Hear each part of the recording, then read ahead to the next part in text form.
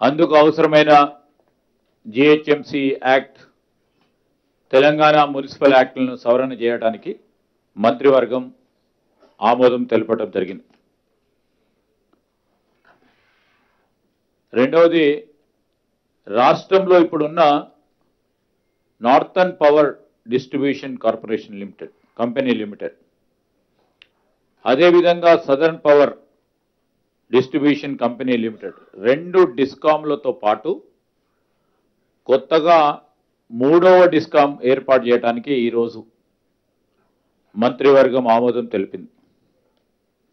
రాష్ట్రంలో ఉన్న వ్యవసాయ కనెక్షన్లు, lift irrigation schemes, mission Bhagiratha, సురక్షిత మంచినీటి పథకాలు, Hyderabad metro water supply, sewerage board power కనెక్షన్లన్నీ కొత్త డిస్కామ్ పరిధిలోకి వస్తాయి. మూడవది, రాష్ట్రంలో పెరుగుతా ఉన్న విద్యుత్ డిమాండ్, రాబోయే 10 ఏళ్లకు అవసరమయ్యే విద్యుత్ సరఫరా, విద్యుత్ ఉత్పత్తి అంచనాలకు కేబినెట్ సమగ్రంగా చర్చించింది. విద్యుత్ విభాగం అధికారులకు సమగ్రంగా సమర్పించిన పవర్ పాయింట్ ప్రజెంటేషన్ కూడా పరిశీలన చేయడం జరిగింది. పునరుత్పాదక విద్యుత్ వినియోగం పెంచడానికి కేంద్ర ప్రభుత్వం తెచ్చిన నిబంధనల ప్రకారం రాష్ట్ర పునరుత్పాదక విద్యుత్ వినియోగాన్ని పెంచేందుకు మంత్రివర్గం నిర్ణయం తీసుకుంది. ఇందులో భాగంగా 3000 మెగావాట్ల సోలార్ పవర్ కొనుగోలు వీలైనంత తొందరగా టెండర్లు పిలవాలని నిర్ణయం తీసుకుంది.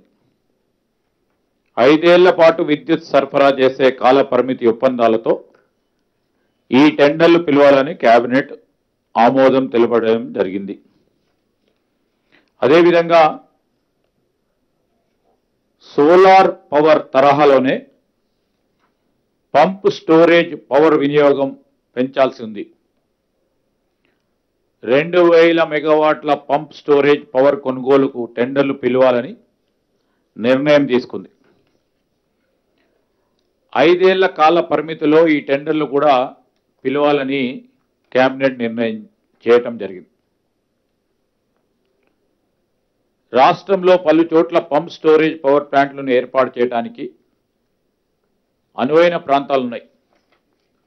పంప్ స్టోరేజ్ పవర్ ప్లాంట్లు నెలకొల్పడానికి ముందుకొచ్చే కంపెనీలు, పెట్టుబడిదారులకు అనుమతి ఇచ్చేందుకు కేబినెట్ ఆమోదం తెలిపింది. ఇప్పటికే డిస్కామ్ల వద్ద ఉన్న ఎంఓఏలను కూడా పరిశీలించాలని నిర్ణయం తీసుకుంది.